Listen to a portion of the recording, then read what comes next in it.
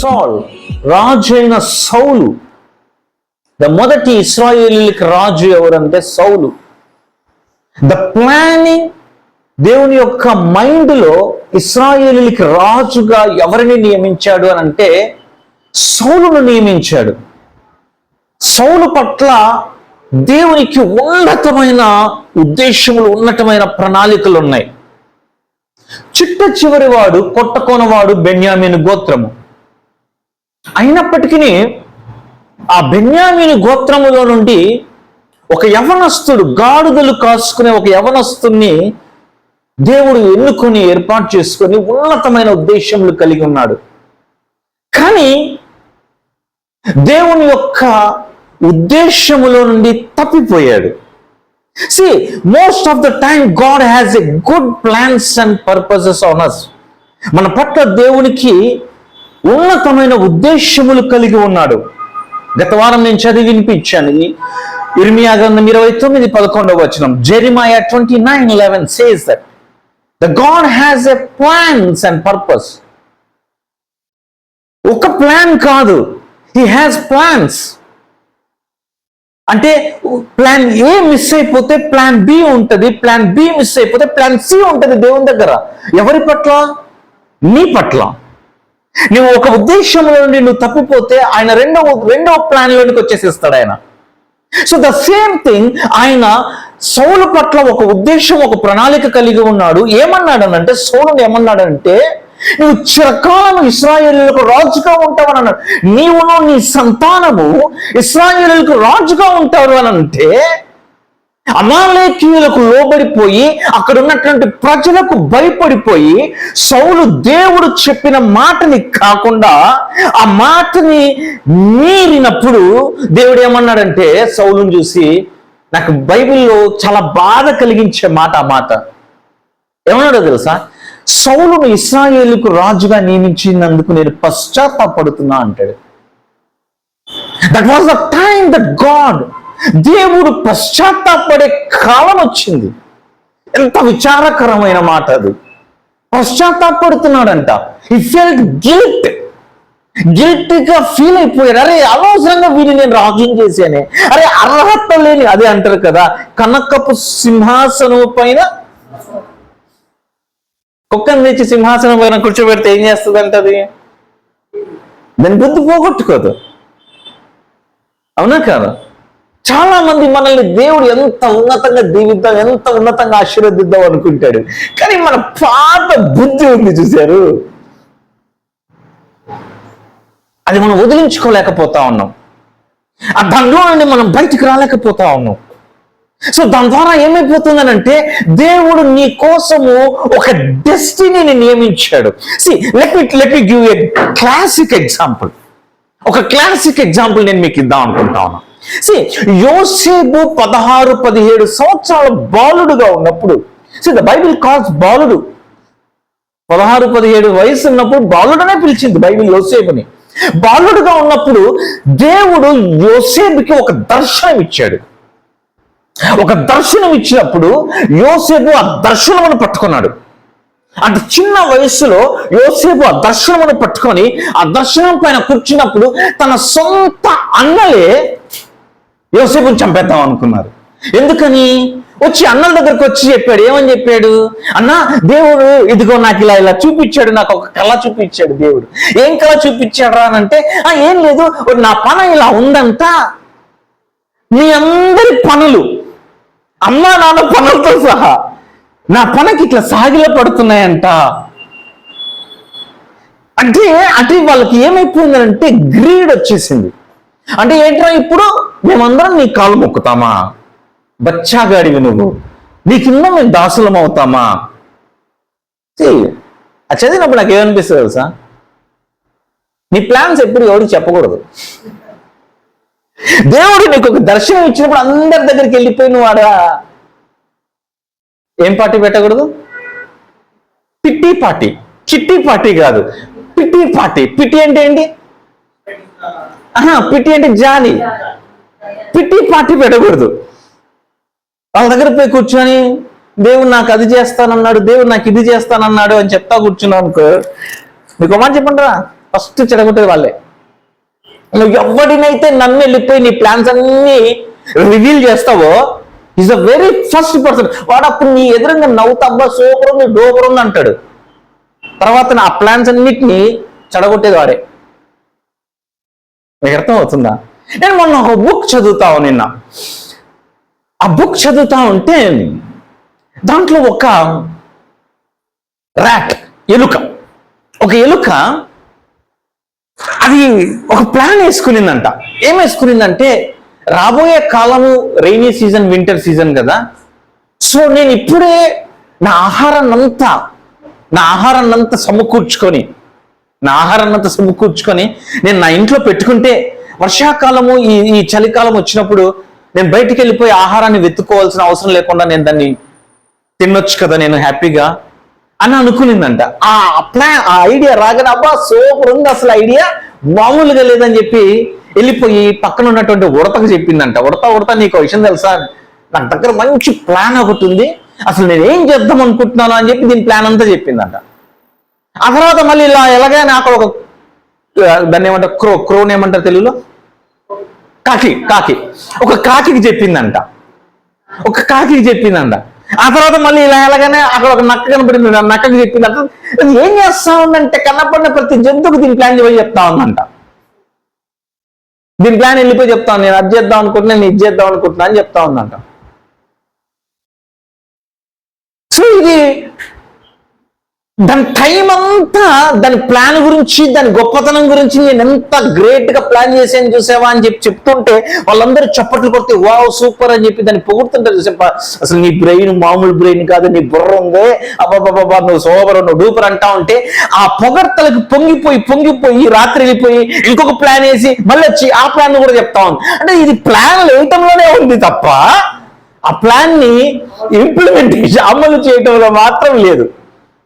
So ఏమైపోతుందంటే ఈ plans అన్ని విన్నటువంటి ఈ జంతువులు ఏం చేస్తా ఉన్నాయంటే వెళ్ళిపోయి దీని ప్లాన్ ని అవి ఇంప్లిమెంట్ చేసి అవి ఆహారాన్ని సమకూర్చుకోవడం స్టార్ట్ చేసాయి.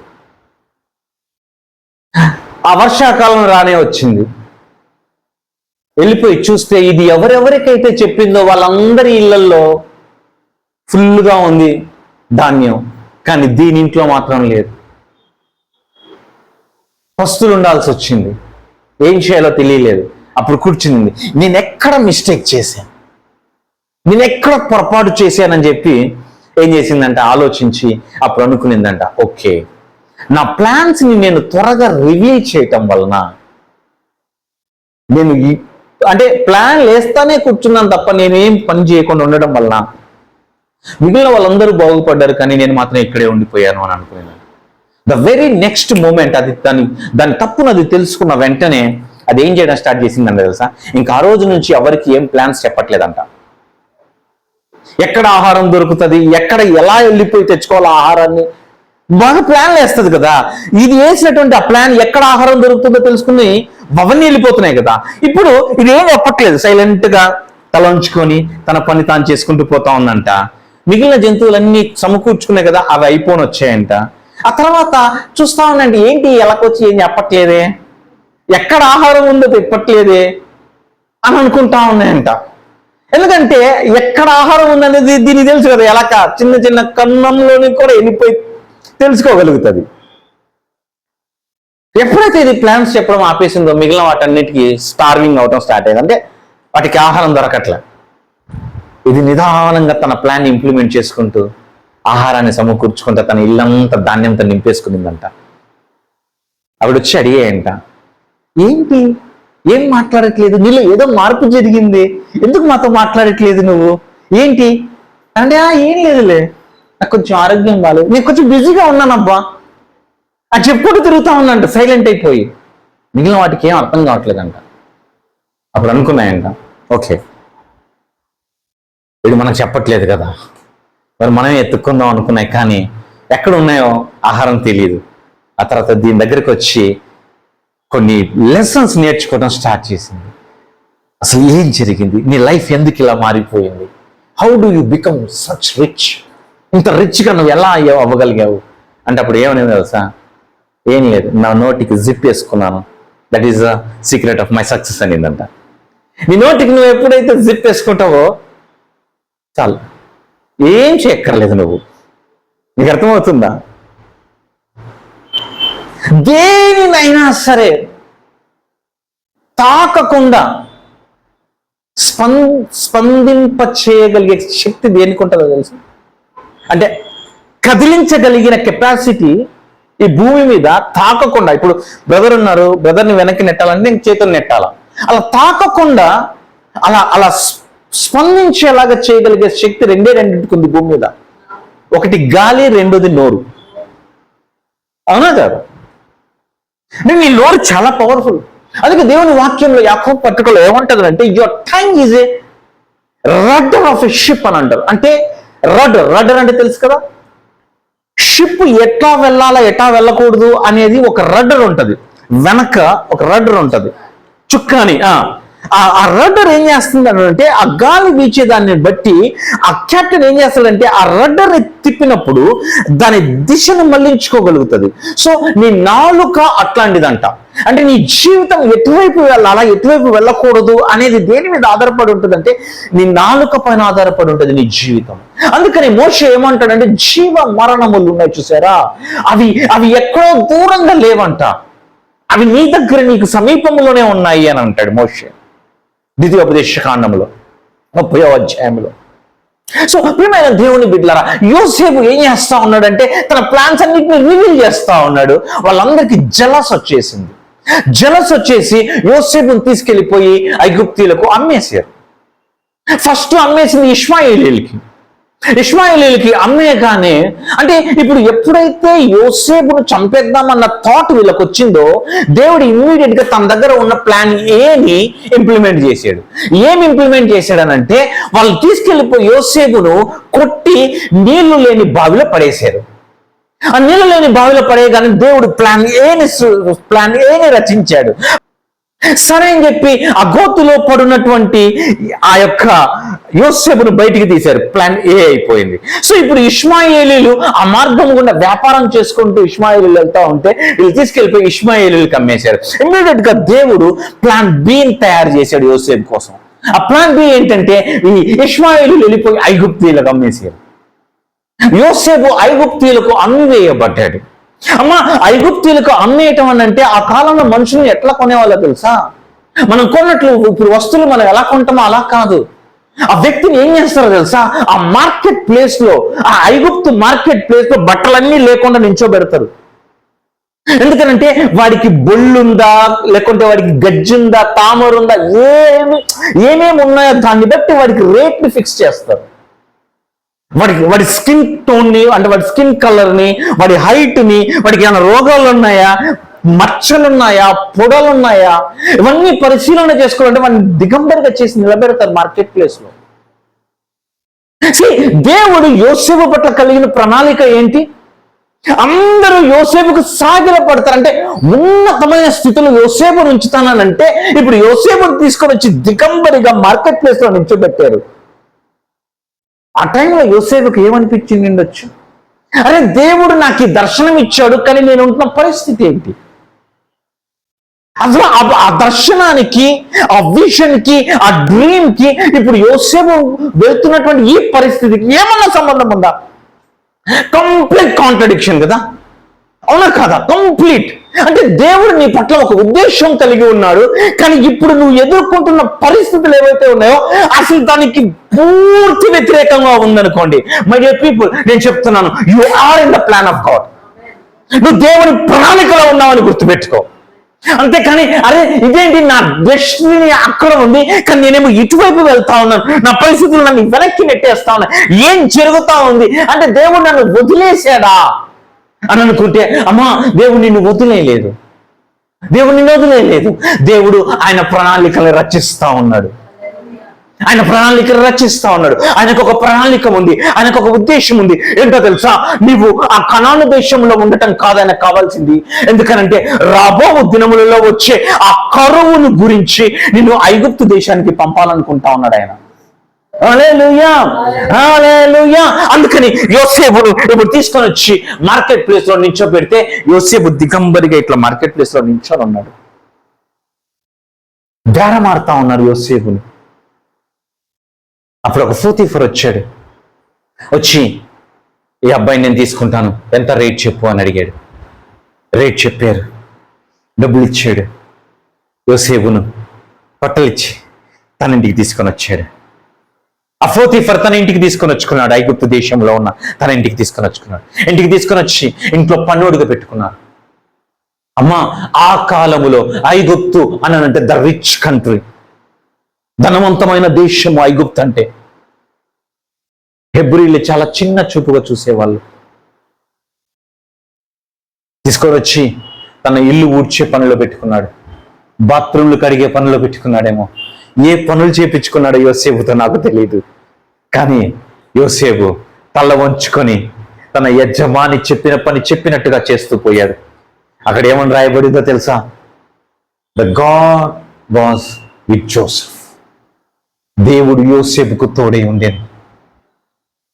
At the lowest place of Joseph, యోసేపు ఏమంటారు, ద లోవెస్ట్ ప్లేస్ అని అంటే దీన స్థితిలో యోసేపుకు దేవుడు తోడై ఉన్నాడని రాయబడింది. నాకు ఆ మాట చదివినప్పుడు ఎక్కడ లేని కాన్ఫిడెన్స్ వస్తుంది. ఎందుకంటే అంతకుముందు ఎప్పుడు కూడా తన నాన్నతో ఉన్నప్పుడు ఆ విచిత్రమైన రంగులు కలిగిన అంగీని ధరించుకున్నప్పుడు కూడా దేవుడు యోసేపుకు తోడై ఉండేనని రాయబడలేదమ్మా. కానీ ఎప్పుడైతే యోసేపు ఆ పోతీఫర్ ఇంట్లో తన దీన స్థితిలో ఉన్నప్పుడు అక్కడ ఏమని రాయబడిందో తెలుసా? దేవుడు యోసేపుకు తోడై ఉండెను అని రాయబడింది. ఆ తర్వాత యోసేపుకు దేవుడు తోడై ఉన్నందువలన ఆ పోతీఫర్కు యోసేపు పట్ల కనికరము పుట్టిందంట, దయ పుట్టిందంట. అండ్ జోసెఫ్ బికమ్ ద పెద్ద పాలేరు. ఆ పోతీఫర్ ఇంట్లో అందరిలోకి పెద్ద పనివాడయ్యాడు. ద ఫెయిత్ఫుల్ సర్వెంట్, నమ్మకమైన దాసుడు, నమ్మకమైన వ్యక్తి అయ్యాడు యోసేపు. యోసేపు ఎంత అందంగా ఉంటాడో నాకు తెలియదు, కానీ నేను అనుకుంటుంటే అనిపిస్తుంది యోసేపు పాప ఎట్టా ఉడింటాడో కదా. ఎందుకో చెప్పమంటారా? నాకెందుకు అట్లా అనిపిస్తుంది తెలుసా? యోసేపు నా యేసయ్యతో పోల్చబడ్డాడు కాబట్టి.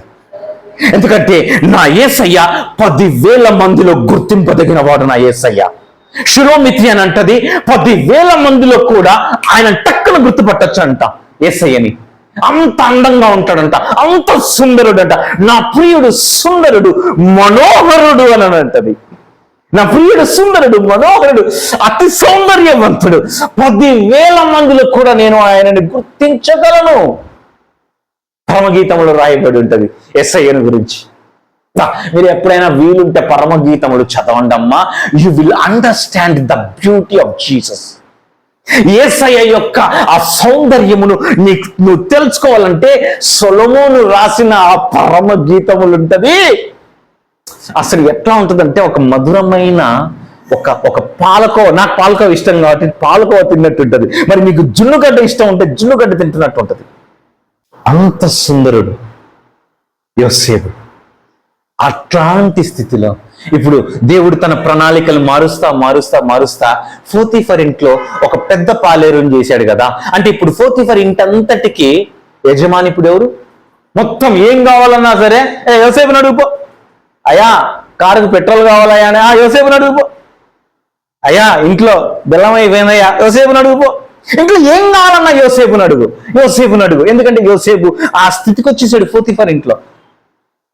బా అనుకుని ఉంటాడేమో యోసేపు కదబ్బా, ఎక్కడి నుండి దేవుడు నన్ను ఎక్కడికి తెచ్చాడు. ఓ సూపర్. మనం కూడా అంతే కదా. మనల్ని ఒక పరిస్థితిలో నుండి దేవుడు ఒక మంచి పరిస్థితిలోనికి, ఒక మంచి ఉద్యోగం, ఒక మంచి శాలరీ, నెలకు 1,00,000 రూపాయల జీతం, నెలకు మంచి ఏమంటారు ఇన్కమ్ ఉన్నటువంటి ఉద్యోగము, లేకుంటే ఏదన్నా మంచి ఇల్లు, హ్యాపీ, వేర్ హ్యాపీ. అక్కడితో ఆగిపోతుంది. కానీ దేవుడి ప్రణాళిక అది కాదు. ఏంటి యోసేపు రిలాక్స్ అవుతున్నావు? బాగుందా పోతీఫర్ ఇల్లు? బాగుంది ప్రభువా, నేనే పెద్ద పాలేరుని, నాకు కావాల్సింది తినొచ్చు తెలుసా, నాకు కావాల్సింది చెయ్యొచ్చు తెలుసా. అది కాదు యోసేపు, నీ పట్ల నాకున్న ఉద్దేశం అని ఏం చేశాడో తెలుసా? వెళ్ళిపోయి ఆ పోతీఫర్ భార్యను గెలికి. ఎవరు? యోసేపు కాదమ్మో, దేవుడు దానికి ఒక చెడ్డ బుద్ధి పుట్టించాడు.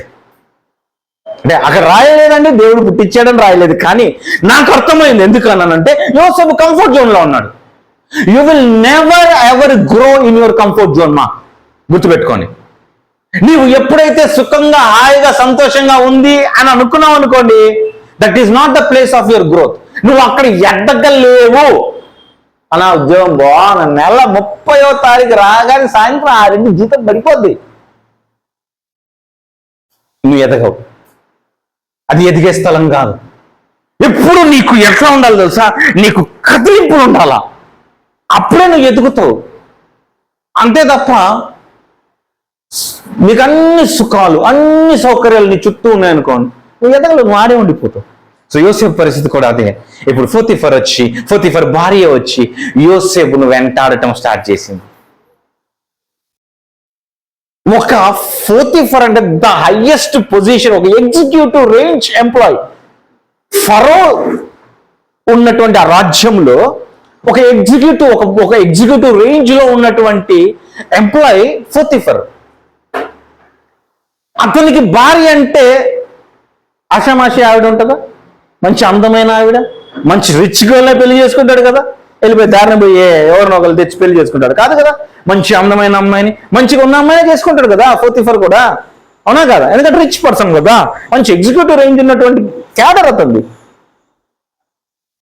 కానీ అలాంటి ఆవిడ ఈ కుర్రాడిని ఏముంది చెప్తా ఉంది, దా మనం పాపం చేద్దాం, రా మనం పాపం చేద్దాం అంటే అడిగిన ప్రతిసారి యోసేపు ఏం చేశాడు?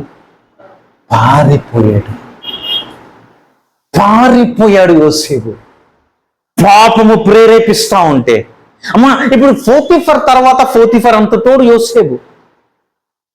తను అనుకుంటే ఏమైనా చేయొచ్చు. తన యజమానుని భార్య తనే రమ్మంటా ఉంది పాపం చేయడానికి, అవునా కాదా?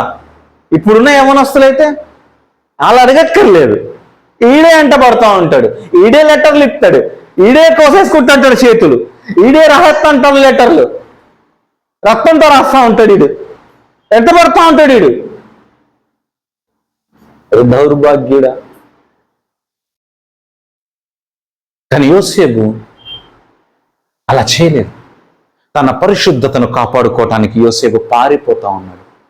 అమ్మా, బైబిల్ ఏం చెప్తుందో తెలుసా?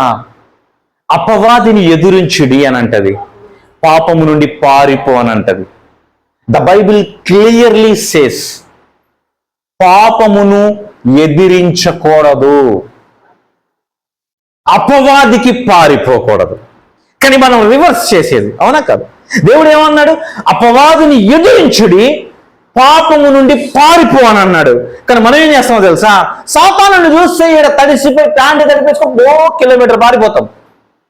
కానీ పాపమును చూసినాడు, రా చూసుకున్నావు నువ్వు అని. నేను ఎంత స్ట్రాంగ్, నా విల్ పవర్ ఎంత తెలుసా అన్నా, నా ఎదురుందా, నీ ఎదురుగా ఏంటి ఇప్పుడు అంటే, అరే దారిన పోతా అంటే రోడ్లో ఉన్న సినిమా వాల్ పోస్టర్ చూసి మొత్తం కాల్చుకుంటున్నావు కదరా, అవునా కదా? Cinema wall poster, heroine wall poster కనపడగానే నువ్వు జల్లు కాల్చుకుంటా ఉన్నావు. నీ దగ్గర విల్ పవర్ ఉందా? ఎవరో చెప్పింది? నేను ఎంత స్ట్రాంగ్ తెలుసా? నువ్వేం స్ట్రాంగ్ కాదు. ఎందుకనంటే పాపమును మనము జయించలేము. యోసేపులాగా పారిపోవటము తప్ప మనం ఏం చేయకూడదు. కానీ మనం ఏం చేస్తా ఉన్నాం అంటే పాపమును ఎదిరిస్తా ఉన్నాం, ఓడిపోయి ఆ పాపంలో పడిపోతా ఉన్నాం. పాపమును ఎదిరించడానికి వెళ్తాం. ఇప్పుడు సిగరెట్ అలవాటు ఉందనుకోండి, ఆ సిగరెట్ అలవాటుని మానేయటానికి చూస్తాం. నువ్వు ఎంత ప్రయత్నిస్తా ఉంటామా చెప్తాను, వాడు మళ్ళీ అదే. మంచి ఎగ్జాంపుల్ చెప్పండిరా, ఓ తాగుబోతాడు, లేదే నేను రేపటి నుంచి మానేస్తానే మందు, ఇదో నీ మీదొట్టు పిల్లల మీదొట్టు అంటాడు. సాయంత్రం వచ్చి పొద్దున్న లేచిన తర్వాత నేను ఎప్పుడన్నా అంటాడు. అవునా కాదా? కరెక్టా కాదా? కానీ నాకు వాడి మాటలు చూసినప్పుడు, వాడు తాగినప్పుడు ఆ చెప్పిన మాటలు ఉంటే చూసారా, దాంట్లో నిజాయితీ కనపడుతుంది నాకు. నిజంగా వాడు మానేయాలనే ట్రై చేస్తా ఉన్నాడు. కానీ మానేయలేకపోతా ఉన్నాడు. కారణం ఏంటి అంటే ద సిన్ అట్రాక్ట్స్, పాపము ఆకర్షిస్తుంది.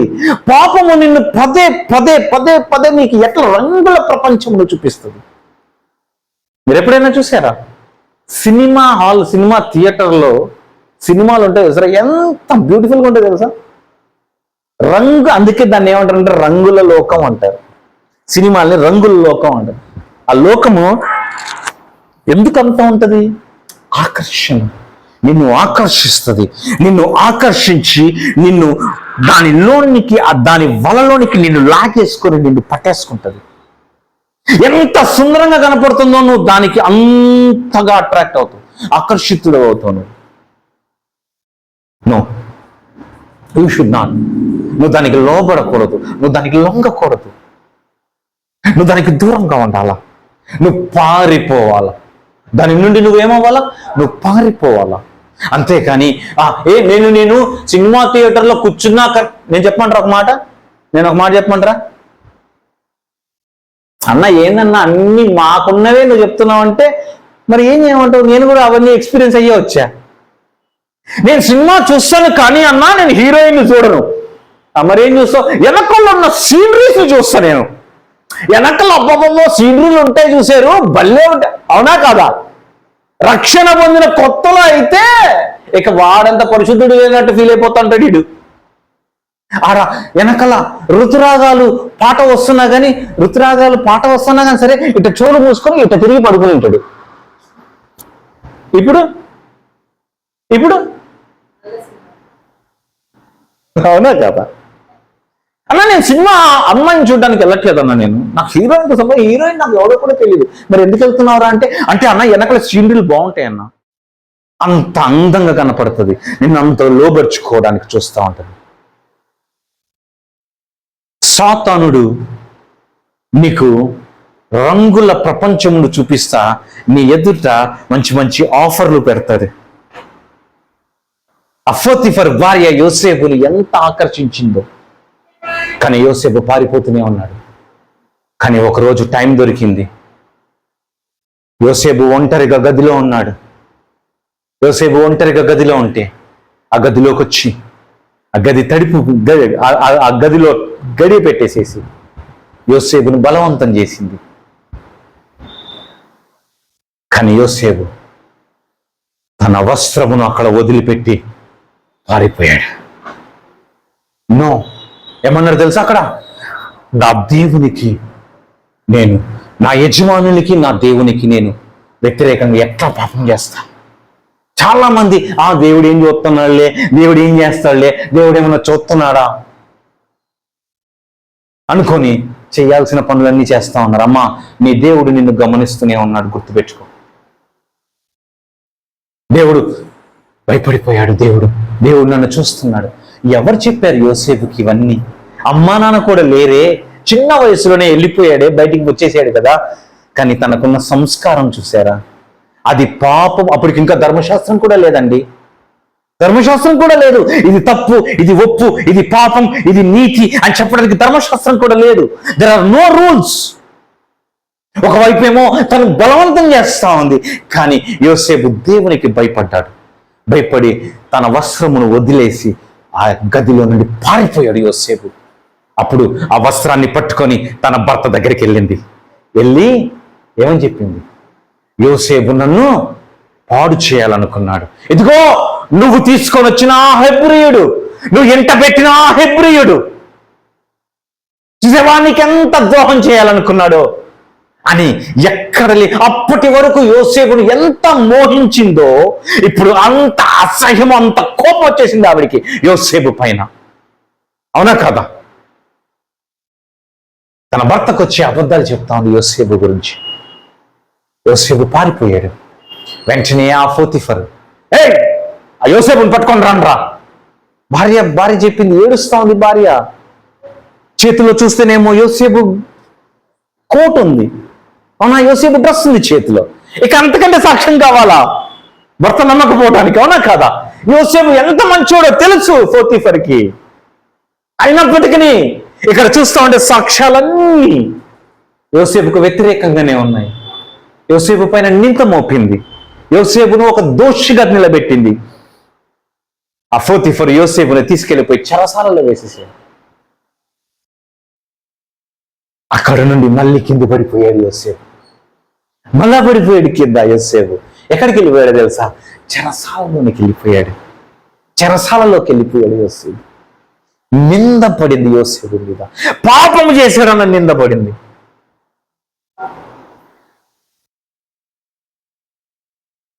రామగుండం సురేష్ అన్న గ్లోరియస్ మినిస్ట్రీ, యమనస్తుడుగా ఉన్నప్పుడు సేవా పరిచర్యకు వచ్చి పెళ్లి ఏమి చేసుకోకుండా నిలబడుకొని దేవుని కొరకు నిలబడుకుంటే కిడ్నాప్ చేసి ఎత్తుకెళ్ళిపోయారంటండి సురేష్ అన్నని.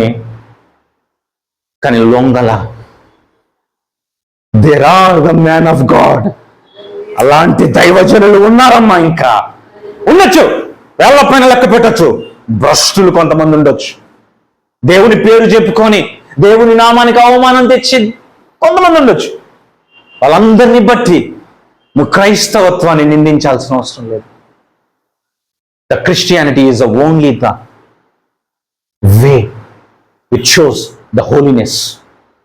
పరిశుద్ధతకి ఇచ్చిన ప్రాముఖ్యత బైబిల్ ఇంకా ఎవరికి ఇవ్వదు.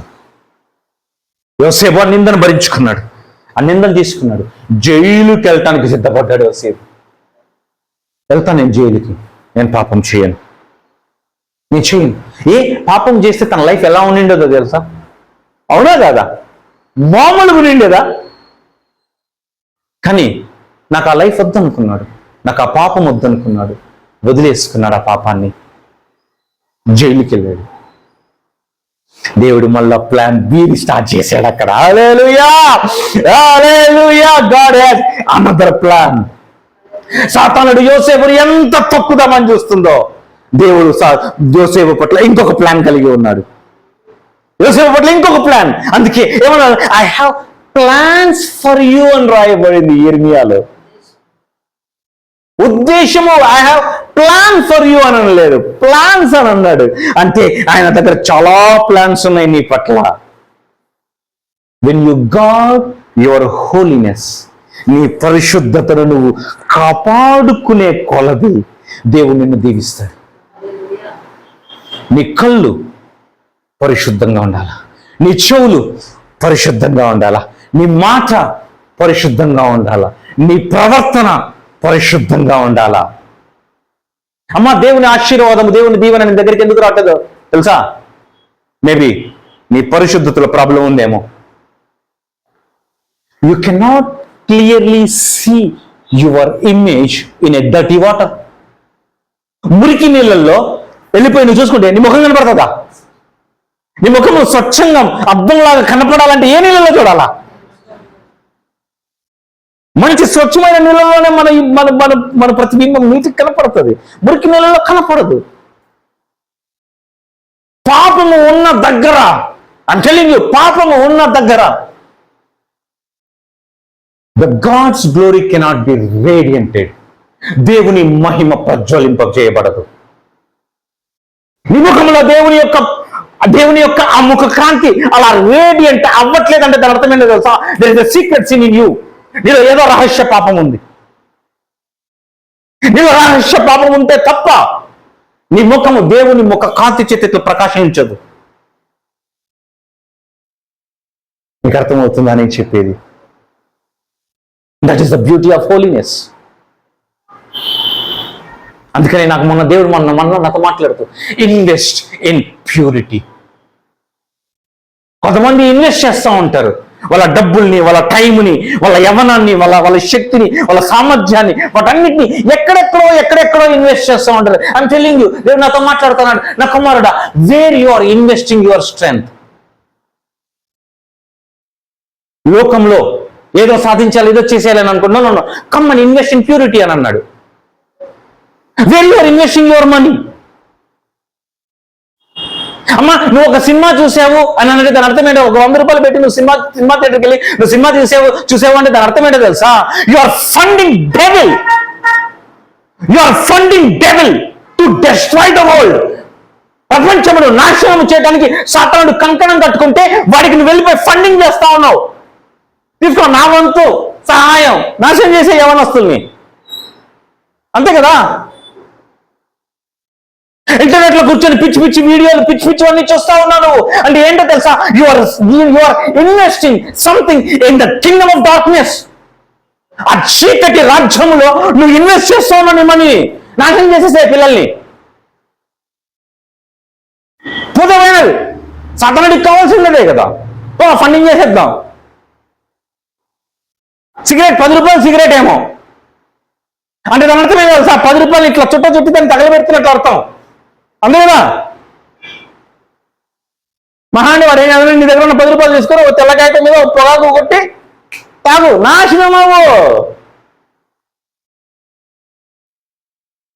Funding, you are funding devil. నీ పిల్లలు మందుకు అలవాటు పడ్డారేమో, నీ పిల్లలు సిగరెట్కి అలవాటు పడ్డారేమో, నీ పిల్లలు సినిమాలకు అలవాటు పడ్డారేమో అంటే దాని అర్థం ఏంటో తెలుసా? నీ కష్టార్జితాన్ని తీసుకెళ్ళిపోయి సాతానికి చేస్తున్నారమ్మా. అందుకే వాడి కింగ్డమ్ అంత స్ట్రాంగ్ గా ఉంది. ఇక్కడ మేము నిలబడుకొని ప్యూరిటీ గురించి మాట్లాడుతూ ఉన్నాం, పరిశుద్ధత గురించి మాట్లాడుతూ ఉంటే ఎవరికి నచ్చదు. అదే నేను ఇక్కడ నిలబడుకొని ఒక సినిమా వేసి ఒక షో వేస్తే, అవునా, నాకు ఆశ్చర్యం వేస్తుంది. 3.5 గంటల సేపు సినిమా. ఇప్పుడు 4 గంటలు కూడా తెస్తున్నారంట సినిమాలు. మన రీల్స్ లో వస్తా ఉంది ఏదో మూవీ అంట, హిందీ మూవీ అంట, 4 గంటలు అంట సినిమాది. వేగా ఏడికి వచ్చినవారు 4 గంటల సినిమా అంట. అప్పుడు 2.5 గంటల సినిమా ఉండడే ఎక్కువ. పెద్ద సినిమా అనేటోళ్ళు 4 గంటల సినిమా. ఆ సినిమా థియేటర్లో పోయి కూర్చోవడానికి 4 గంటల సేపు వాళ్ళ విలువైన సమయాన్ని వెచ్చించటానికి రెడీ. కానీ ఒక మంచి పుస్తకం చదవటానికి ½ అన్ అవర్. ఎవరన్నా పిల్లోడికి ఒక పుస్తకం ఇచ్చి అరే ఈ బుక్ చదువురా అని చెప్పానండి, 10 నిమిషాలు కూడా చదవడు. ఇంకా చెప్పమంటారా? మీ పిల్లలు ఎప్పుడైనా ఇంట్లో నిద్రపోలేదు అనుకోండి, నిద్ర రావట్లేదు మమ్మీ అన్నారు అనుకోండి, ఆ చేతికి ఒక బుక్ ఇవ్వండి. బుక్ పట్టుకుంటే నేను నిద్ర వస్తుంది. ఏంటో మళ్ళా ఆ బుక్ ఆ స్మెల్ ఉంటుందేమో, అంత మంచి స్మెల్.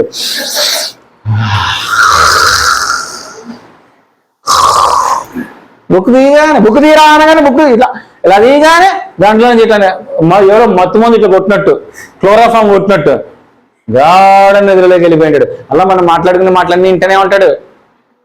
దొంగలు ఇల్లు. మంచి పుస్తకం ఇది చదవండి, చదవగలుగుతారా? మా అబ్బాయికి నేను ఒక మంచి పుస్తకం ఇచ్చా. అరే ఈ పుస్తకం చదువురా, నీ జీవితాన్ని మారుస్తుంది అని. ఆ ఒక్కరోజే చదివినట్లున్నాడు. ఎన్ని పేజీలు చదివా? 10 పేజీలు చదివాను అన్నావు కదా. 2 పేజెస్ ఇప్పటి వరకు మళ్ళీ ముట్టలేదు ఆ బుక్. ఎప్పుడో ఇచ్చా, ఓ నెల క్రితం ఎప్పుడో. మంచి పుస్తకం రా, మంచి దైవజనుడు రాసిన పుస్తకం. అసలు నా పుస్తకాలు ఎప్పుడు అలవాటైందో తెలుసా? I was in 8th standard అనుకుంటా. 8th స్టాండర్డ్లో ఉన్నప్పుడు నాకు పుస్తకాలు అలవాటైనాయి. ఏ పుస్తకమైనా చదివేస్తాను నేను.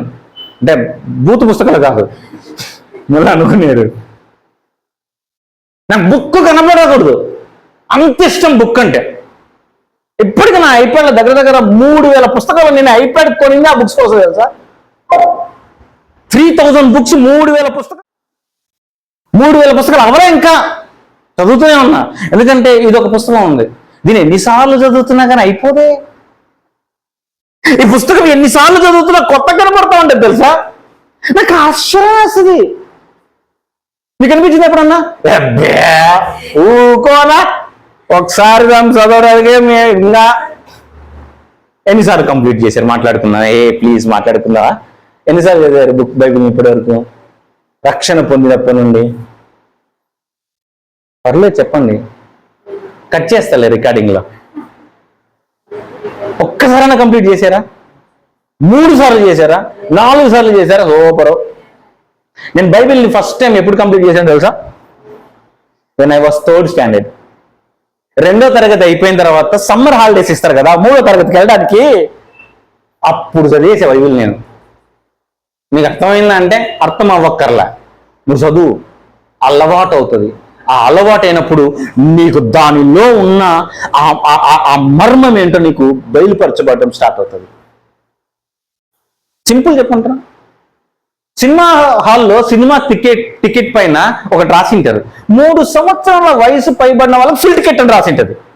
కరెక్టా కాదు? దొంగలు చెప్పాలి, మీకు అందరికీ తెలుసు. ఉంటుంది కదా, 3 సంవత్సరాల వయసు వచ్చిందంటే వాడికి ఫుల్ టికెట్ థియేటర్లో. అవునా కదా? అంటే దాని అర్థం ఏంటి? వాడి సినిమా అర్థమవుతుందనే కదా. అవునా కదా? కానీ మన పిల్లలకి మన బైబిల్ అంటే వాడికి ఏమర్థమవుతుందన్నా? అమ్మ మీ పిల్లల్ని చర్చికి తీసుకురావచ్చు కదమ్మా అన్న, వానికి ఏమర్థమవుతుందన్న ఇవన్నీ వాక్యం? సినిమా అర్థమవుతుంది. ఏమనాలి ఇలాంటి తల్లిదండ్రులని? వాడు బాలుడుగా ఉన్నప్పుడు వాడిని తీసుకుని వచ్చి నువ్వు దేవుని సన్నిధిలో వాడిని పెంచితే సమూయేలు ఒక ప్రవక్త అవుతాడు నీ కొడుకు.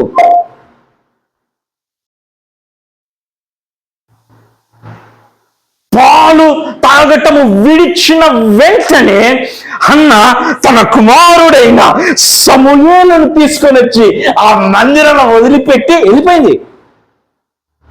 పాలు తాగటం మానేశాడు అంతే సమూయేలు. ఏ తల్లన్న చేస్తుందా అండి? తీసుకొని వచ్చి ఏలి దగ్గర వదిలిపెట్టి ఆ మందిరంలో వదిలిపెట్టి వెళ్ళిపోతా ఉంటే సమూయేలు ఇలా చూస్తూ ఏడుస్తా ఉన్నాడు. ఒక చిన్న పిల్లడండి, పాలు తాగడం అప్పుడే ఆపేసేది. వాళ్ళమ్మ, నాన్న నువ్వు ఈ మందిరంలో పెరగలరా అని సమూయేలుని అక్కడ వదిలిపెడితే తన తల్లి అలా వెళ్తా ఉంటే అలా చూస్తూ ఉండిపోయాడేమో. ఎక్కడ పెరిగాడో చెప్పమంటారా? ఎక్కడ పెరిగాడో చెప్పమంటారా? దేవుని మందిరంలోనే. కానీ ఎవరి దగ్గర పెరిగాడో తెలుసా? ఎవరి పెంపకంలో పెరిగాడో తెలుసా? ఏలి పెంపకంలో పెరిగాడు. ఏలి తన సొంత కుమారుల్ని ఎట్లా పెంచాడో తెలుసా? ఎంత భ్రష్టులో తెలుసా వాళ్ళు? మందిరానికి వచ్చే స్త్రీలతో వ్యభిచారం చేసిన భ్రష్టులు. తన సొంత కుమారుల్ని అలా పెంచినటువంటి ఏలి సమూయేలును మాత్రం ప్రవక్తం చేశాడండి. రాజులు నియమించే స్థాయికి ఎదిగాడు సమూయేలు. He's only the prophet who anointed the first king for Israel. ఇశ్రాయేలుకి మొట్టమొదటి రాజుని అభిషేకించిన ప్రవక్త సమూయేలు. దావీదును అభిషేకించిన ప్రవక్త సమూయేలు. అలాంటి సమూయేలు, ఒక రకంగా చెప్పాలంటే మన భారతదేశానికి రాజ్యాంగం రాసిన బిఆర్ అంబేద్కర్ లాగా సమూయేలు ఇశ్రాయేలీలకి ఒక రాజ్యాంగం, ఒక రాజును నియమించిన స్థాయి. ఎవరి పెంపకంలో పెరిగాడు? అదే ఏలి పెంపకంలోనే పెరిగాడు. అమ్మా అంటే ఎవడు పెంచుతున్నాడు అనేది కాదు, నీ బుద్ధి ఏమైంది? దేవుడి యొక్క ఉద్దేశము నీ పట్ల ఏం కలిగి ఉన్నాడో దాన్ని నువ్వు గ్రహించగలుగుతున్నావా? దాన్ని నువ్వు గుర్తించగలుగుతున్నావా? తన తల్లి వదిలిపెట్టి పండగ ఒక్కసారి బట్టలు తీసుకొని వస్తుందంటే ఏలి కోసం, సమూయేలు కోసం. పండగ ఒక్కసారి వచ్చినప్పుడు, పస్కా పండుగనో పెద్దకొస్తు పండుగనో ఏదో పండుగ వచ్చినప్పుడు సమూయేలుకి 2 జత బట్టలు తీసుకొని వచ్చి తనకిష్టమైన వంటకాలు ఏమన్నా వండుకొని తీసుకొని వచ్చి ఆ కొడుకు పెట్టుకొని ఆ మందిరంలో పెట్టి ఆ డ్రెస్సులు వేసుకొని కొడుకుని చూసుకొని పొద్దు నుండి సాయంత్రం వరకు ఉండి నాన్న వెళ్ళొస్తానరా అని మళ్ళీ బాయ్ చెప్పి వెళ్తే చిన్న పిల్లోడండి. నా తెలియక అడుగుతాను, ఎన్ని సంవత్సరాలకి పాలు మానొచ్చు? 1 సంవత్సరంన్నర, 3 years? 3 years బాయ్, 3 సంవత్సరముల పిల్లోడు దేవుని స్వరమును విన్నాడండి. He heard the voice of God. అక్కడ పడుకోనుంటే దేవుడు పిలుస్తా ఉన్నాడు, సమూయేలు సమూయేలు అంటే పడుకున్న పిల్లోడు పరిగెత్తుకుంటే ఎక్కడికి వెళ్ళాడు? ఏలి దగ్గరికి వెళ్ళాడు. ఏలి దగ్గరికి వెళ్ళి, తండ్రి నువ్వు ఏమన్నా పిలిచావా అంటే, లేదు నాయనా నేను నిన్ను పిలవలేదు, వెళ్ళిపోయి పడుకోపో అంటే మళ్ళీ పడుకున్నాడు. మళ్ళీ పడుకుంటే మళ్ళీ దేవుడు పిలుస్తా ఉన్నాడు, సమూయేలు సమూయేలు అంటే మళ్ళీ లేచి ఉలిక్కిపడి లేచి మళ్ళీ ఏలి దగ్గరికి వెళ్ళి, తండ్రి నీవు నన్ను ఏమైనా పిలిచావా? లేదు నాయన. ఎందుకని దేవుడు పిలిచిన ప్రతిసారి ఏలి దగ్గరికి వెళ్తా ఉన్నాడు?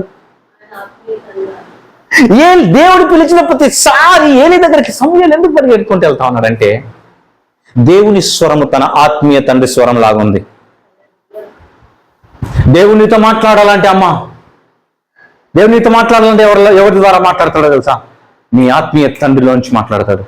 దేవుని స్వరమును నువ్వు గుర్తించాలంటే ఎట్లాగో తెలుసా? నీ ఆత్మీయ తండ్రి స్వరం ఎట్లా ఉంటుందో అట్లాగా ఉంటది. నువ్వు ఎవరి పెంపకంలో పెరుగుతా ఉన్నావో అతని స్వరములాగా ఉంటది దేవుని స్వరం. విచిత్రంగా ఉండదు. అందుకే ఏలి పిలుస్తున్నాడేమో అనుకొని సమూయేలు పరిగెత్తుకుంటూ వెళ్ళేవాడు.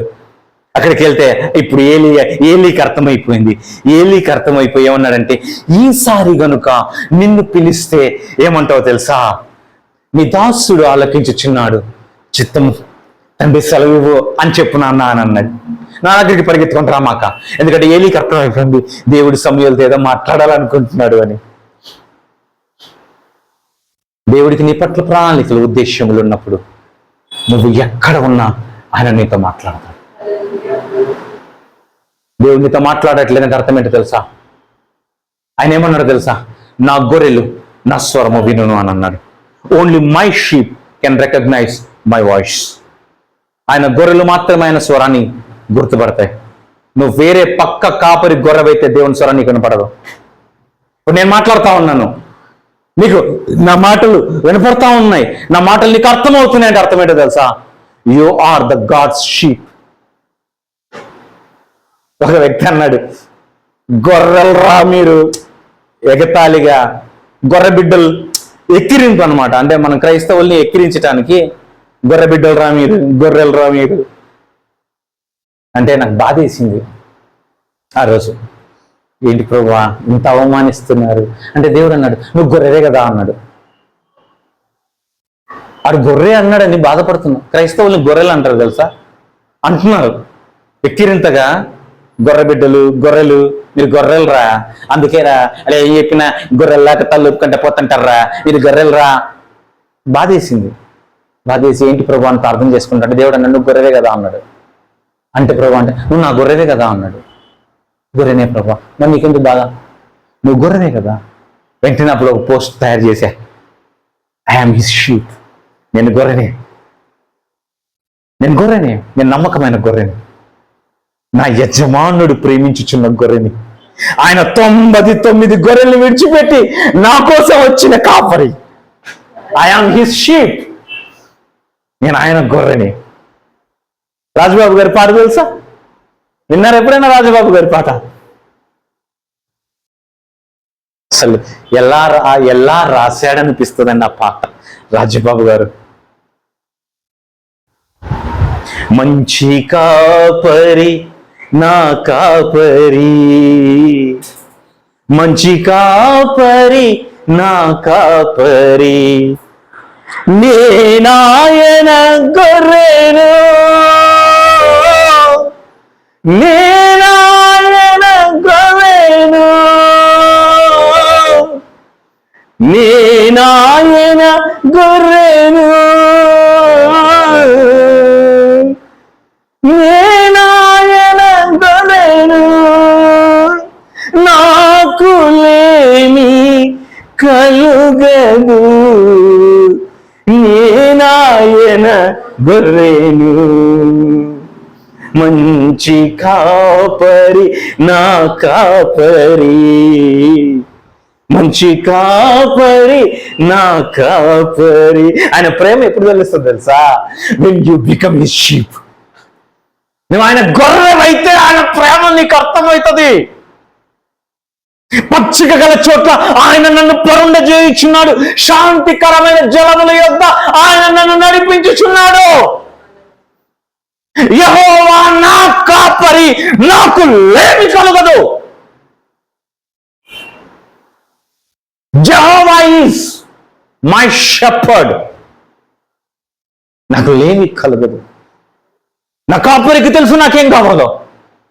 నాకు గాయమైతే నా గాయం నాకు కట్టుకోడు ఆయనే, నా తలను నూనెతో అంటువాడు ఆయనే, నా గిన్నె నిండి పొర్లుచున్నది, నా శత్రువుల ఎదుట నాకు భోజనమును సిద్ధపరచువాడు ఆయనే. ఈజ్ మై షెపర్డ్, ఆయన నా కాపరి, నాకు ఏమి కలుగదు.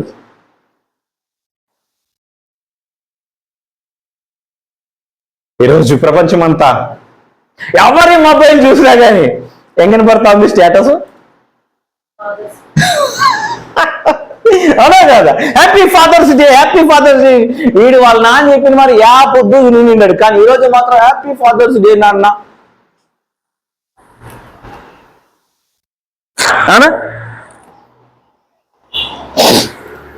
లాస్ట్ టైం మా పిల్లలు నాకు మంచి గ్రీటింగ్ గిఫ్ట్గా ఇచ్చారు, హ్యాపీ ఫాదర్స్ డే అని. లాస్ట్ ఇయర్, అంతకుముందుకు లాస్ట్ ఇయర్ నాకు ఫేస్బుక్లో మెమరీస్లో వచ్చింది. అది చూసుకున్నప్పుడు అనుకున్నా, మనం సంపాదించుకునే ఆస్తిపాస్తులు ఇల్లు, బంగారం, పొలాలు, స్థలాలు కాదండి. నీ మెడలో అత్యంత విలువైన ఆభరణం ఏంటో చెప్పమంటారా?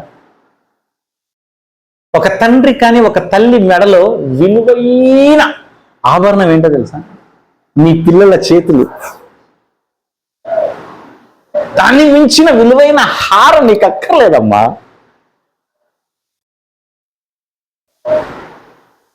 నీ పిల్లలు నీ మెడ మీద ఇట్లా చేసుకొని ఇట్లా పట్టుకుంటూ చేస్తారు. అబ్బో, what a beautiful hands you have. అలాంటి తండ్రి నీకొక్కడుంటే చాలు కదా. పిల్లలు ప్రశాంతంగా ఎందుకు రాత్రులు నిద్రపోగలరు తెలుసా? వాళ్ళ డాడీ ఉన్నాడన్న ధైర్యం. నేను ఒక ఆర్టికల్లో చదివాను, తండ్రి లేని పిల్లలు కానీ తండ్రి వదిలేసిన పిల్లలకు కానీ వాళ్ళ బ్రెయిన్లో ఒక పార్ట్ పనిచేయదంట. ఎందుకంటే ఆ పార్ట్ని ఫిల్ చేసేది ఒక్క ఫాదర్ మాత్రమేనంట. The memories of father. తల్లి 9 నెలలు, నేను దాన్ని తక్కువ పట్టను కానీ, అది తక్కువ అని చెప్పను కానీ, ఇట్స్ వెరీ గ్రేట్. కానీ తండ్రి ఆ పిల్లల కోసం పడే ఆ తపన, ఆ తాపత్రయం ఈ భూమి మీద ఎవరు పడరు. That is the love of father. తన బిడ్డల్ని తన భుజాల పైన మోసుకొని పోతాడు తండ్రి. ఎందుకంటే తను చూసేదానికంటే ఉన్నతంగా తన బిడ్డలు చూడాలని. ఒక తండ్రి ఎక్కడన్నా బయటికి వెళ్ళినప్పుడు ఏమన్నా తినాలనిపించినప్పుడు తిన్నాడు. ఆడు తిన్నాడంటే ఆడు తండ్రే కాదు. ఏం తినాలనిపించదు. ఏమనిపిస్తుంది తెలుసా? దాన్ని కొంచెం పార్సల్ తీసుకుని వచ్చి పిల్లలతో కలిసి తినాలనుకుంటాడు. That's the heart of a father. తండ్రి హృదయం అది.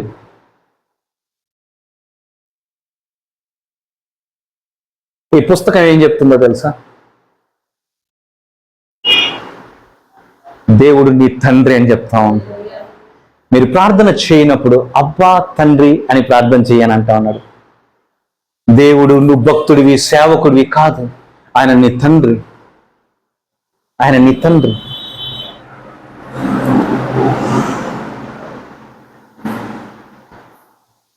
నీ పిల్లలు రొట్టెని అడిగితే రాయినిస్తావా? చేపను అడిగితే పామునిస్తావా? ఇస్తావా?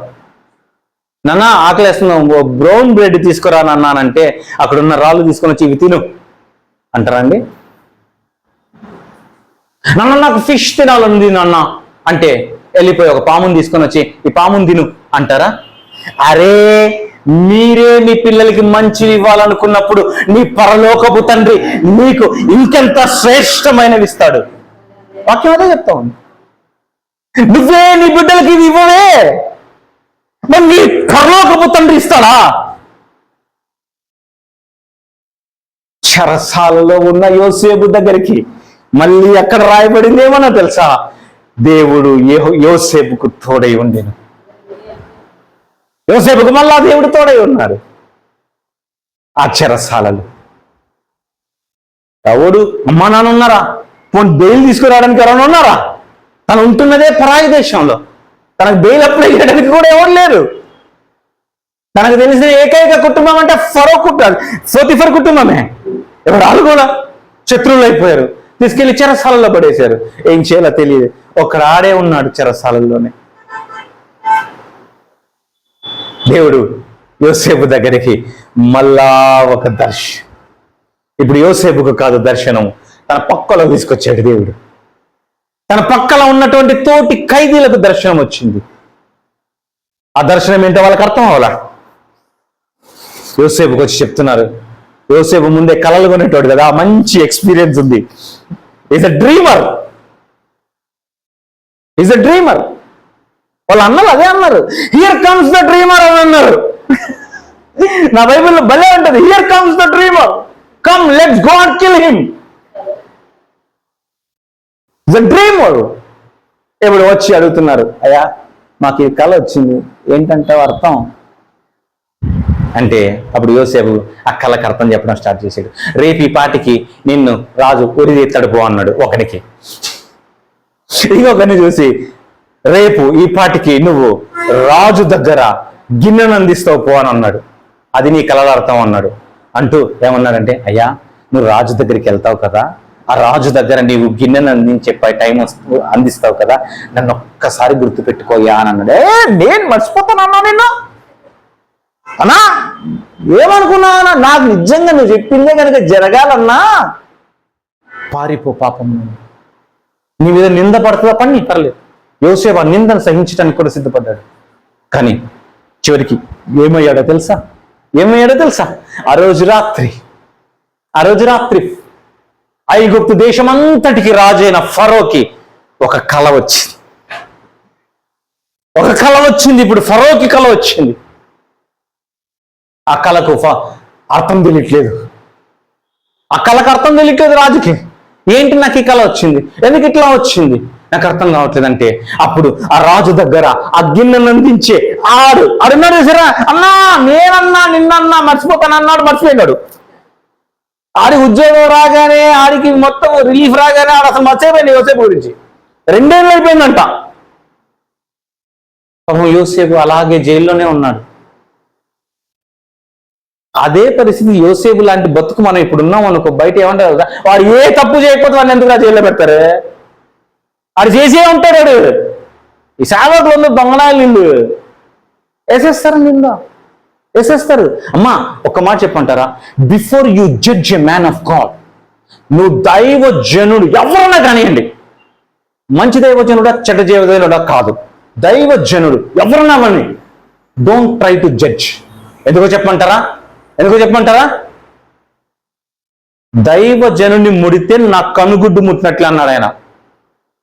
అంటే నువ్వు వాడు చెడ్డోడా మంచోడా అనేది ఆయనకు వదిలేసాయి, ఆయన చూసుకుంటాడు. చెడ్డోడైతే ఏం చేయాలో ఆయనకు తెలుసు, మంచోడైతే కూడా ఏం చేయాలో ఆయనకు తెలుసు. కానీ నువ్వు నోరు జారమాక దైవజనుడి పట్ల. ఆ సేవకుడు కొంతమంది ఉంటారు, వాడు వీడు అనేస్తా ఉంటారమ్మా, దయచేసి. ఎందుకంటే నీ పైనకి శాపం తెచ్చుకో. Don't bring the curse. నీ పైనకి నీ కుటుంబం పైనకి శాపాన్ని తెచ్చుకోకు. ఇది నా విన్నపం. ఆ దైవజనుడి గురించి తీర్పు దేవుడు తీర్చుకుంటాడు, నువ్వు తీర్చమాక. ఎందుకంటే ఎప్పుడైనా మార్చుకుంటాడు ఆయన. ఆ దైవజనుడిని మార్చేసుకున్నాడు అనుకో, ఏముంది, దైవజనుడు వెళ్ళిపోయి పశ్చాత్తాపడి కన్నీళ్లు కాచి దేవుని దగ్గర మొరపెట్టాడు అనుకో, ఆయన కరిగిపోతాడు. ఇప్పుడు ఎదవయ్యే దేవుడు అన్న నువ్వే కదా, వాళ్ళు బాగుంటారండి, నీకు తెలియట్లేదు. దైవజనుడు దేవుడు వాళ్ళు బాగానే ఉంటారు, ఎదవయ్యేది మనమే. పొర్రపాటున కూడా ఎవరు లేరు కదా అని నీకు నువ్వు కూడా అనుకోమాక. ఏం లేదు, నా రిక్వెస్ట్ ఏంటంటే నాశనం అయిపోతావు నువ్వు. వద్దు, అట్లా జీవితాన్ని పాడు చేసుకోమాక. ఒక్క మాట దొరికి నిజంగానే చెడ్డోడు అయ్యిండొచ్చు, నిజంగానే వాడు ఇదే అయ్యిండొచ్చు, అయినా మనకొద్దు. దేవుడు వదిలేసి ఆయన చూసుకుంటాడు. అవును కదా, అవునంటారు కదా అంటారు కదా. ఇప్పుడు నేను చెడ్డోళ్ళు అనుకో, నన్ను ఏం తిట్టమాక. నువ్వు తిడుతున్నారా? ఎవరన్నా తిట్టుకుంటున్నారా? తిట్టుకోకండి. ఎందుకంటే రేపు పొద్దున నేను ఏడ్చి కన్నీళ్ళు గార్చాను అనుకో, ఇప్పుడు పిల్లల మీద తండ్రికి ఫుల్ కోపం వచ్చి కొడతారు. రేపు పొద్దున వాడు వచ్చి ఏడ్చారు అనుకో, నానేమవుతాడు? కరిగిపోతాడు, వెళ్ళిపోతా. మరి ఆయన మా డాడీ కదా, కరిగిపోయాడు అనుకో, అప్పుడు నన్ను ఏమైందిరా నేను ఎవరైనా ఏమన్నా ఎదుగు అని చెప్పి నీ పేరు చెప్పారు అనుకో, తోలు తీసి దండానికి అరస్తాడు నీది. అవునా కదా? అసలు కనానీయులకి వాళ్ళందరినీ ఎందుకు ఇప్పుడు చాలా మంది అనుకుంటారు, ఎందుకని దేవుడు ఆ కనానీయుల్ని అంత ద్వేషిస్తున్నాడు? ఇశ్రాయేలు వెళ్ళిపోయి మీరు వాళ్ళ దేశాన్ని స్వాధీనపరిచేసేసుకొని వాళ్ళు చంపేయండి అని కూడా అన్నాడు. చాలా మంది ప్రశ్న, దేవుడు కదా అలా ఒకరిని చంపేయమని అడగొచ్చునా? చంపేయాలన్నంత ద్వేషం దేవుడికి ఎందుకుంది అని చాలా మందికి డౌట్ వస్తుంది. ఎందుకు కనానీయుల్ని, ఐగుప్తీయుల్ని, ఫిలిస్తీన్ని ఎందుకని వాళ్ళ మీద అంత ద్వేషం దేవుడికి? ఇశ్రాయేలు పైన అంత పక్షపాతం ఎందుకు అంటే చెప్పమంటారా? పర్లేదా చెప్పమంటారా? అయిపోయింది, నా వాక్యం అయిపోతా ఉంది. ఎందుకో చెప్పమంటారా? నోవహు ద్రాక్ష పంట వేసిన తర్వాత బాగా పంట వచ్చిందని చెప్పి ఆ ద్రాక్ష రసం తాగి పడుకున్నాడు. ఎవరు? నోవహు పడుకుంటే ఈడు కనానున్నాడు, కనానున్నాడు చూసారా, ఆడేం చేశాడు తెలుసా? వాళ్ళ నాన్న పడుకొని నిద్రపోతా ఉంటే వాళ్ళ నాన్న డ్రెస్ కొంచెం చెదిపోయింది. అబ్బా, వాళ్ళ నాన్న పడుకున్నప్పుడు గాఢ నిద్రలో ఉన్నాడు, కొంచెం పంచగా అటు ఇటు పోయినప్పుడు ఈడేం చేశాడు తెలుసా? నవ్వుతూ వెళ్ళిపోయి వాళ్ళ అన్నలకి చెప్పాడు, షేముకు హాముకు చెప్పాడు. అవునా? ఏమని చెప్పాడు? నీ నాన్న డ్రెస్ పోయింది ముందు తాగి విడివీడు రాదా, అయిపోయింది. ఆ రోజే కనానీయులు శపించబడింది. కనాను వంశస్థులు ఎక్కడి నుంచి వచ్చారంటే కేనాను నుంచే వచ్చారు. తన తండ్రిని అవమానపరిచాడని అన్నారు. తన తండ్రి లేచి చూసుకునేసరికి అప్పుడు ఆ ఇద్దరు ఏం చేశారు తెలుసా? వాళ్ళు వెనక వైపుకు తిరిగి, వాళ్ళ నాన్నను చూడకుండా వెనక వైపుకు తిరిగి వస్త్రమును కప్పారంట. అందుకమ్మా అబ్రహాము సంతానం అంటే దేవుడికి అంత గౌరవం. దేవుడు ఎందుకు అబ్రహాము సంతానంను, ఇశ్రాయేలును ఎందుకు అంత గొప్పగా ఆశీర్వదించారంటే, వాడు ఎకిలి నవ్వులు నవ్వి వచ్చి అన్నలకు చెప్తే వాళ్ళతో పాటు వీళ్ళు నవ్వలా, తప్పురాది అని వెనక నుండి వెళ్ళి తన తండ్రి మర్యాదను కాపాడారు. అర్థమైందా? ఆ ఎదవకు పుట్టిన సంతానం కాబట్టే అలా బుద్ధులు మారుతారేమో అని 400 సంవత్సరాలు టైం ఇచ్చాడు. 1 కాదు 2 కాదు. చాలా మంది అడిగే ప్రశ్నకి జవాబు ఇదిగో నా జవాబు. ఎందుకు కనానీయుల్ని చంపాలా? ఎందుకు? ఏం దేవుడే కదా అంటే 400 ఏళ్ళు టైం ఇచ్చాడు భయ్. ఇంకా మారకపోతే ఎట్లా? అవునా కదా? 400 years. అబ్రహాముకు వాగ్దానం ఎప్పుడు వచ్చింది? ఇశ్రాయేలు ఎప్పుడు బయటకు వచ్చారు? 430 సంవత్సరాల తర్వాత. అంటే ఎంత టైం ఇచ్చాడు మారటానికి వాళ్ళకి? 1 కాదు 2 కాదు 430 ఏళ్ళు ఇచ్చాడు. మారేరే వాళ్ళు మారరు కూడా. వాళ్ళు ఎందుకంటే వాళ్ళు నాన్న దగ్గర నుండే ఉంది. అదే సొంత తండ్రిని అవమానపరిచారు. ఇప్పుడు మీకు అర్థమవుతుందా? నీ తండ్రి, నీ ఆత్మీయ తండ్రిని జాగ్రత్త అని నోరు. తరతరముల శాపం వెంటాడింది వాళ్ళని. అమ్మా, be careful while you are speaking about man of God. నీకు తెలియకపోవచ్చు, నీ ఎదురుగా దైవజనులు మామూలు కనపడవచ్చు, నీకు తెలియదు. కొన్ని గంటల మోకాళ్ళ ప్రార్థన ఉంటుంది, మోకాళ్ళు పట్టేస్తాయి, నీకు తెలీదు. ఏడ్చి కంట్లో నీళ్లు. ఎందుకు ఏడవాలన్నానంటే మీకోసమే. మీరు బయటికి వెళ్ళి క్షేమంగా ఇంటికి వచ్చేంత వరకు, మీరు బయటికి వెళ్ళి క్షేమంగా ఇంటికి వచ్చారంటే కారణం ఏంటో చెప్పమంటారా? నీ దైవజనుడు నీకోసం ఏడ్చిన కన్నీరు. నువ్వు బయటికి వెళ్ళినప్పుడు, లోపలికి వచ్చినప్పుడు నీకు కాపుదలగా, a man of God is a watchman. కాయువాని వలె ఆయుధమును పట్టుకొని నీ ఇంటికి కాపలా కాస్తాడమ్మా నీ దైవజనుడు. నువ్వు అనుకుంటున్నావేమో నీ 10వ భాగాలు తిని బలుస్తున్నాం అనుకుంటున్నావేమో. నీ ఇంటికి కాపలా కుక్కలమమ్మ మేము. నీ ఇంటి క్షేమమును కోరుకునే స్వార్థము లేని వాళ్ళమమ్మ మేము. నీ దగ్గర నుంచి ఏమీ ఆశించని ఒక వాచ్మెన్లం మేము. నీ ఇంట ఏమన్నా జరిగితే ముందొచ్చేది మేమే. నీ ఇంట్లో సంతోషం కలిగితే పాలిభాగస్థులం అయ్యేది మేమే. నీకు అర్థమవుతుందా? హల్లెలూయా, హల్లెలూయా, హల్లెలూయా. దేవుడు మీతో మాట్లాడారా? రోజు రాత్రి యోసేపుతో మాట్లాడినప్పుడు ఆ కలని యోసేపు రాజుకు బయలుపరిచాడు. ఆ రోజు రాత్రి వరకు యోసేపు చెరసాలలో గడ్డం పెంచుకొని చెరసాల బట్టలు వేసుకున్న యోసేపు మరుసటి రోజు ఉదయం రాజు దగ్గరకు వచ్చేటప్పుడు నీట్గా షేవ్ చేసుకొని కొత్త బట్టలు వేసుకొని రాజు సన్నిధికి వస్తా ఉన్నాడు యోసేపు. రాజు సన్నిధిలో నిలబెడితే దేవుడు అడిగాడు, నా కళకు అర్థం చెప్తామంటే చెప్తానన్నాడు. అర్థంతో పాటు ఏం చెయ్యాలో ప్లానింగ్ కూడా ఇచ్చాడు యోసేపు. ఇవ్వగానే రాజు అనుకున్నాడు, బా ఏడున్నావయ్యా ఇన్ని రోజులు నువ్వు, ఇదిగో ఐగుప్తు దేశానికి రాజు అనేది మాత్రమే నేను, మొత్తం నువ్వే అని అన్నాడు. మొత్తం నీ హ్యాండ్ ఓవర్లోకి చేసేస్తున్నాను. ఇప్పుడు యోసేపు ఏమయ్యాడో తెలుసా? ఆ రోజు రాత్రి చెరసాలలో గడిపిన యోసేపు మరుసటి రోజు ఐగుప్తు రథముల పైన ప్రయాణం చేస్తా ఉన్నాడు. అది దేవుడికి యోసేపు పట్ల ఉన్న ప్రణాళిక, ఉన్నతమైన ప్రణాళిక. ఇంకా అంతకంటే పెద్ద పోస్ట్ లేదు యోసేపుకు, అంతకంటే పెద్ద పోస్ట్ లేదు. ఎక్కడ యోసేపు, ఎక్కడ యోసేపు? ఆ తర్వాత యోసేపుకు దేవుడు తోడై ఉన్నాడు.